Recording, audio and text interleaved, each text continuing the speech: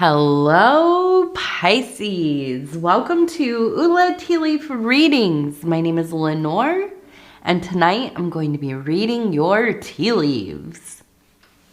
So, tonight, Pisces, we have the Ten of Swords. I know, not the greatest card. It looks nice, right? You look at the colors, you think, oh, okay, this is pretty. It's pretty. It looks nice and vibrant and gorgeous over here. Almost like, I don't know, the sun or a furnace or, something like this. But this card represents ruin, right? And this is kind of, I always think of this card because this happens to me a lot. Now let me back up. The swords as a suit are related to the element air, right? And air is all about our thinking, our creativity, our innovation, our ability to continue to educate ourselves, to continue to gain perspective and change and and grow and become more wise and so on and so forth, okay? So this is about the mental. Now the Ten of Swords is like so much about that feeling of you've gone over the thing, you've kind of figured it out, you tried to do it, something went wrong, you did it again, you started to really refine your process, your thinking, your ability. It's, it's still just not coming out the right way, and you're fixated. You're going around in circles, right? It's like you have become so focused in on certain aspects or certain feelings, impressions, whatever, you can't see the big picture, right? You are missing some key elements. And if you look at this, if you look at the little, now I don't know what they mean, like if you went and read a book about the Thoth deck and the symbolism, but I look at these and this looks like anxiety to me. This looks like a brain that is just, you're tangled in your own web of thoughts. So let's use this energy at least as like a jumping point here to begin. And the cards that I pull, it often will bring in a vibe, an atmosphere, something for us to look out for. Okay. Now I'm going to spin this thing around and then we're going to knock 3 times. I don't know why tea leaf readers knock on, I call it knocking, tap on the top of the cup here, right? I like to think of it as we knock to be polite, right? We're not going to knock too loud like the cops. We're not going to do it too low either. But we do need to let them know that we're coming in, right? All right, let's go ahead. We're going to take a look here. We already have this beautiful image right here, and we'll come back around to that. I want to kind of turn the bowl here. And as I do that, I just like to take a good look at all sides here. And I want to say thank you so much for deciding to click on this reading. You might be somebody who's never seen a tea leaf reading. And if that's the case, thank you for being so brave and curious about it. If you are coming back, this is like, your second or 15th reading or whatever, welcome back. And if you are a tea leaf reading expert, if you read tea leaves yourself, don't expect a traditional reading here. I will say, I do things my own way. But you know what? That's what happens when you have done so many readings. You just kind of get into your own process, right? And you make your own connections and so on and so forth. So, okay, so I feel like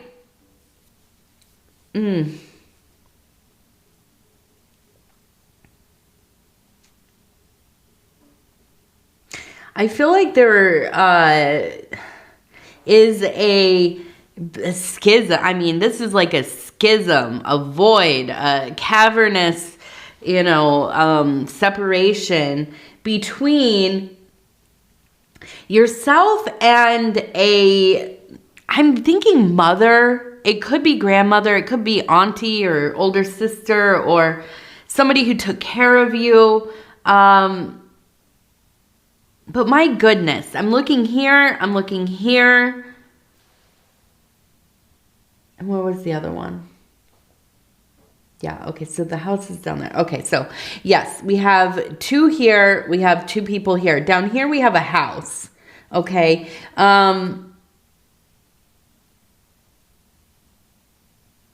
it feels, I almost feel like, oh shoot. We have the kind of relationship here that is very conditional. And it's not you on your side. I think this is more like maybe having this person, this feminine being, this role model, this person that I feel like you not only respect and respected when you were young, they're such a, like, being in awe, right? Like this is somebody who is beautiful and intelligent and clever and strangely cruel at times, right? I feel like there was a coldness, but then there is also the warmth, and I feel like so much of it is about, like, were you performing in the way that they wanted you to, right? Like you bring home good grades, or you are recognized for something that this person finds worthwhile, right? Like you are, I don't know, the homecoming king or queen or whatever, and they're so excited, right? But anything else, when you stumble, when you fail a little bit, or you don't fall in love with the things that they kind of really wanted you to pursue, there's this feeling of rejection, not just like an overt, like, you're a failure, or how dare you. No, it's like this coldness, just kind of like ignoring you. I almost kind of get this feeling of, and this one is really, it feels very sad, because I have a daughter, right? And she's 4. And as a mother, it breaks my heart thinking about a mother purposely ignoring their child, like, they act like they don't hear you. You're this kid, and you come, hey mom, I want to show you, what, and they just go about their business like you don't exist. They don't hear you.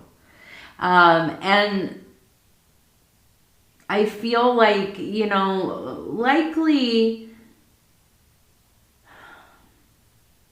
likely this person is still around, but it could be that they, maybe they did pass, and maybe you're going through a period of time where you are wanting to kind of work through some of this stuff. But I wonder even if maybe they have come to a point in their life where they need help, right? And maybe you have brothers or sisters and other family members, and nobody's really willing to step up and kind of looking at you to be the one. But here's the deal, is like, you were the one that was probably, I don't know, but likely not the favorite child, right? And so it kind of feels like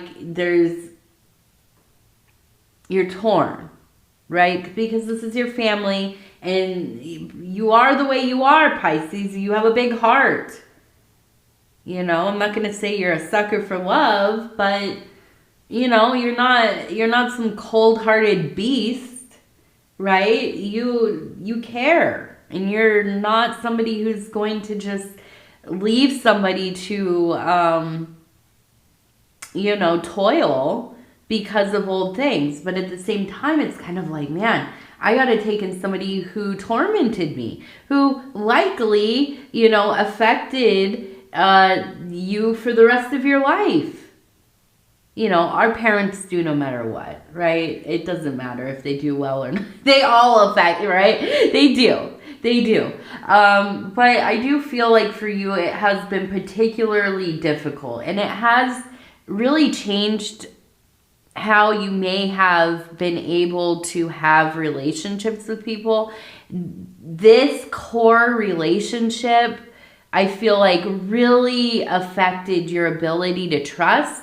And even more than that, just to be yourself, to be open and vulnerable, and to let people see who you are, because that rejection, that neglect, that feeling of being abandoned by somebody who's still there, but they, in this very deep way, abandon you. That goes along with us for the rest of our lives, it's something that absolutely, no matter how much work you do on it, there's always that thing in the back of your head, right? And so I feel like this is maybe something that it's like, I find this so, I find it so hard to look at, really, because I see this kind of, it's almost like a witch, right? Like this icy, I'm thinking of like Narnia, is that what that's called? The Lion, the Witch, and the Wardrobe. Yes. With the Ice Queen, that mean, icy, the villain. And over here we have this, it looks kind of like a princess or somebody with the long hair, right? Flowing, holding in their hand a heart, right? But there's this gap. There's a gap there. And up here, I'm looking, and it looks like we have the mother figure here. We have the child over here. And it just, there's this continued feeling of trying to reach them, but not knowing how to do it. So I do feel like, it's not all bad. I mean, of course, that kind of dynamic is not one that we would wish upon anybody, but also this says Ford over here, Ford, Ford. And this one up here looks like it says VD or UD. Or it could be on this side, PN. Anyways, where was I with? I'm trying to remember. Oh yes, it's not all bad, okay? I don't want to make light of a troubled relationship or childhood or, just mistreatment in general, because let's not romanticize any of that ever, right? That being said, right? If you are lucky enough to be able to kind of survive that kind of treatment in a way that you're still conscious and motivated and inspired to continue to build yourself, develop yourself as a being, a human being, right? I do. I think that you absolutely are one of these people.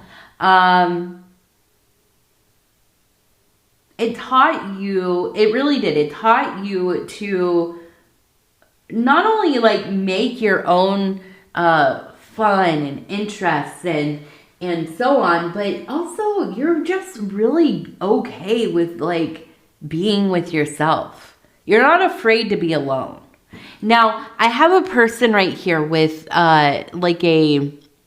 here's the head, here's the body, with a telescope maybe, or what are those like monoscope things or whatever. I have one for, I think they're used for like hunting and birding and stuff, but I use it to look at the birds and animals in my backyard. So I feel like you just have an interest in it's like you weren't necessarily always in the fold of the family, right? You weren't always the one that was getting you know, all of the presents and attention kind of, you know, spoiled upon you. So you had to figure it out, right? You were going out, playing in the dirt by yourself, going on walks, building forts, riding your bike, you know, playing Barbies, you know, whatever it was. Maybe, you know, and when I was a kid, when I was a teenager, people started having home computers. So a lot of us went from outside to the computers once we figured out how to use like AOL chat and all that. But I think that you kind of made your own way, and you've had to, right? But it has probably fortified you in a way that maybe even like your other siblings have not, because I feel like they are more reliant on, you know, the what's the word? The approval of the mother, waiting for mother to kind of, you know, cast her son upon them and all of that kind of thing. So for you, you're kind of free in a way that maybe other people who you are close to are not. Okay. And this might, you know, it's come with some pain. Absolutely. But I do feel like you're a very independent person. Now, coming up, this is the big thing here. All of that is stuff that you already kind of know. But the big thing here is I feel that there will be a trip.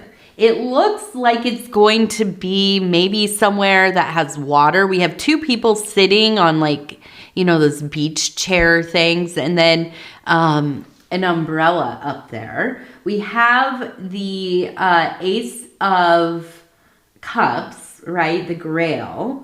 We also have, it looks like a key.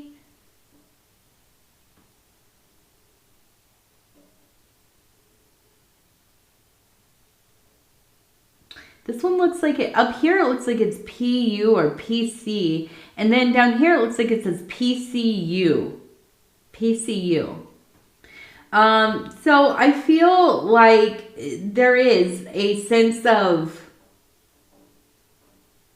a person on a horse and then a person up here who's kind of like, it looks like they're catching, you know, like catching something from the sky right there. Okay. So I feel like for you, there is freedom in, and I keep bumping the tripod, I'm sorry. There is freedom in your ability to, I mean, come on, I don't know how else to say this, but to kind of just like shut off your family, right? Hit the mute button for a while, and be okay with that, you know? I feel like for this period of time where, you know, things are kind of changing, family members might be going through some changes, you know, physically, their health, their mental, maybe there's some dementia or at least just a need for some kind of help.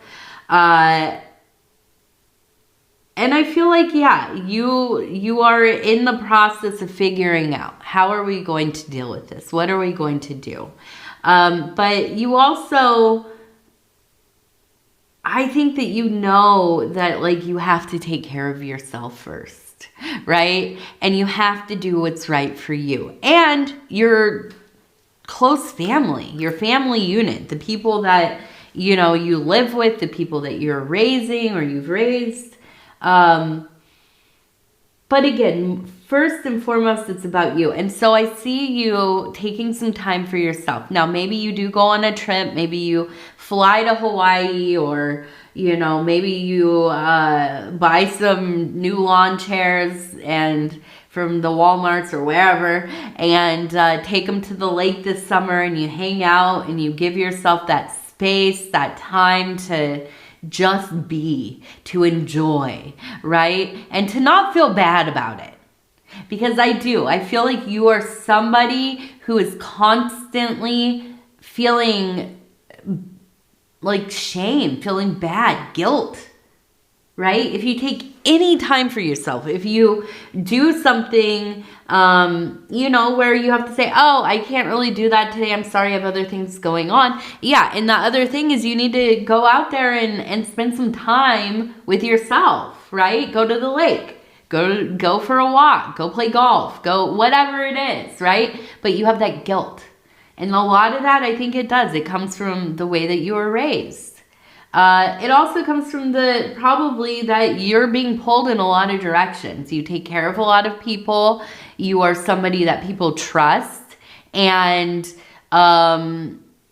you know, and when you are somebody people trust and know that you're going to do what you need to do, and do what you say you're going to do, then people rely on you. Okay. And I think that for you, that feels good, but it also is a lot. Right? You have a lot of things, responsibilities, people to take care of.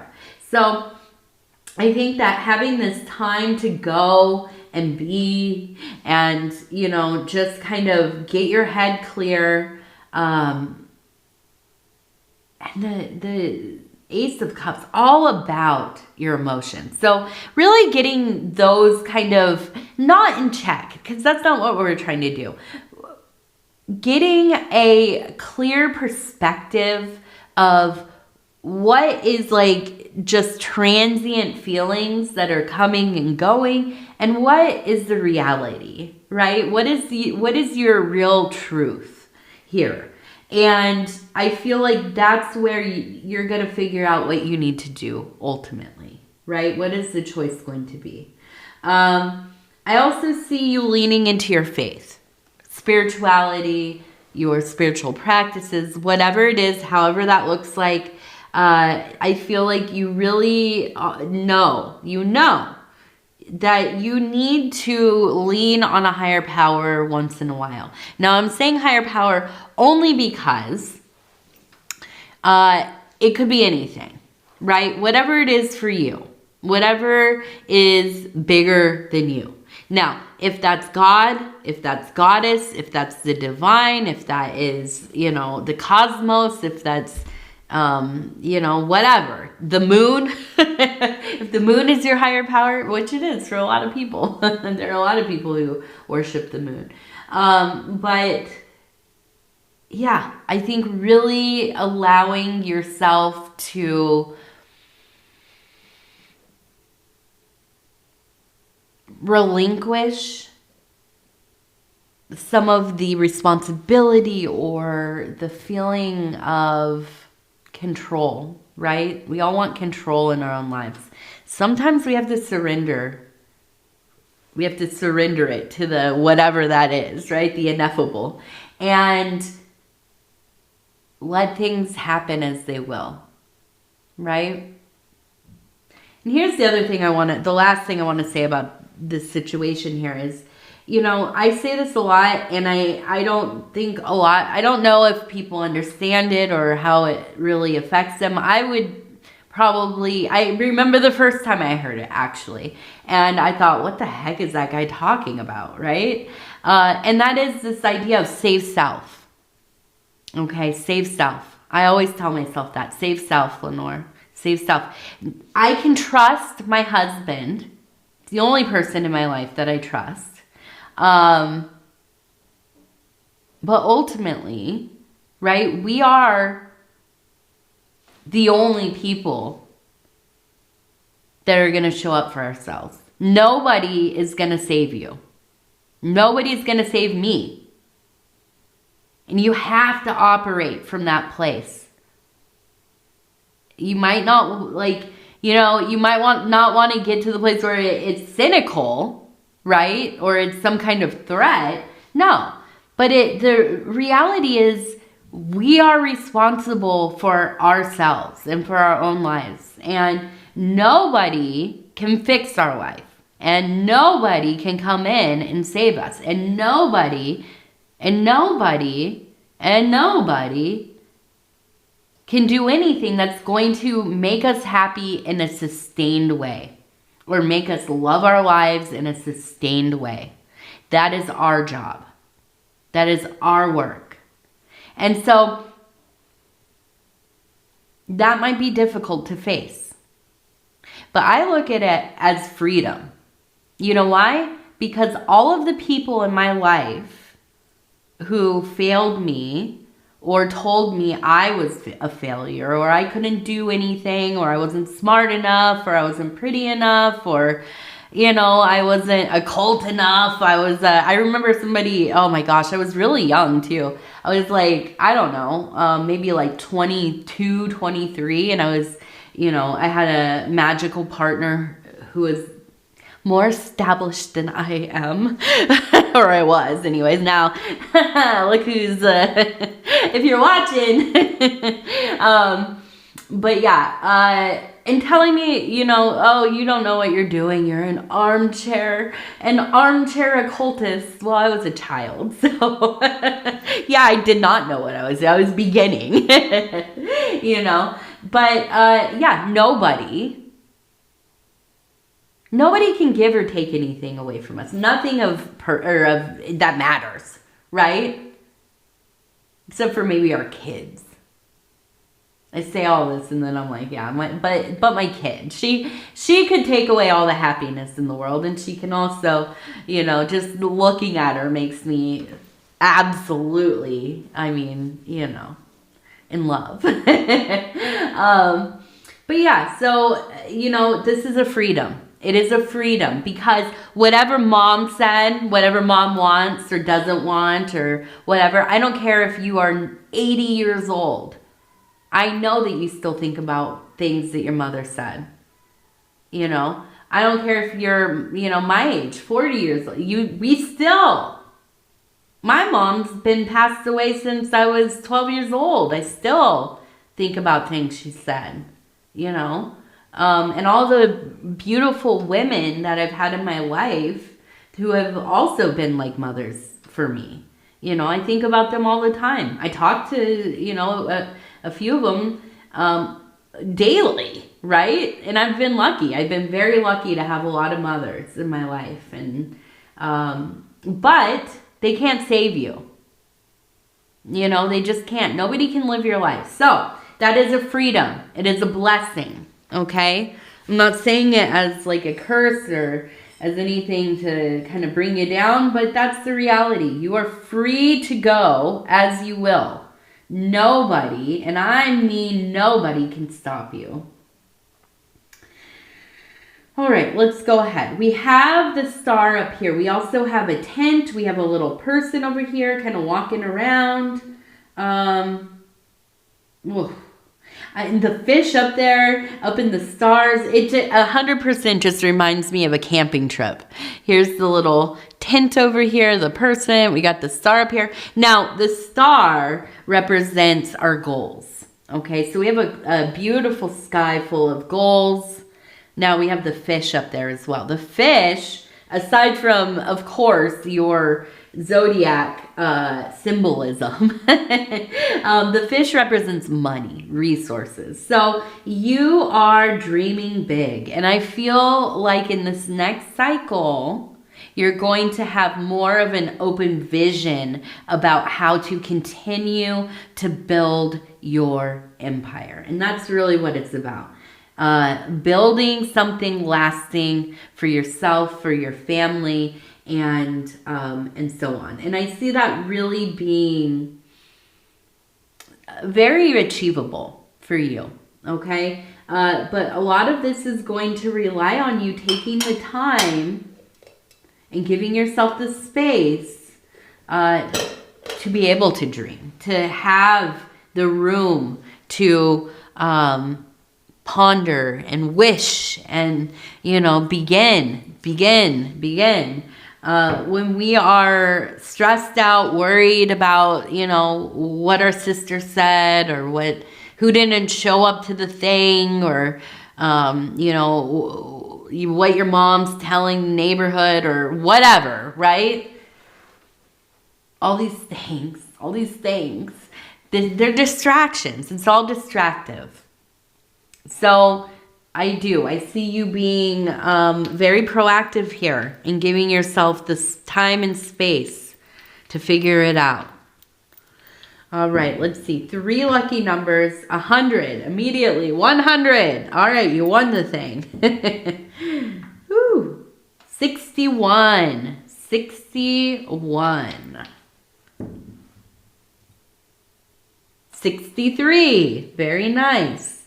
And then we'll finish with our self-care affirmation cards. And I'm just going to flip through. I'll stop where it feels right. Cleansing energy. I purify myself with positive energy.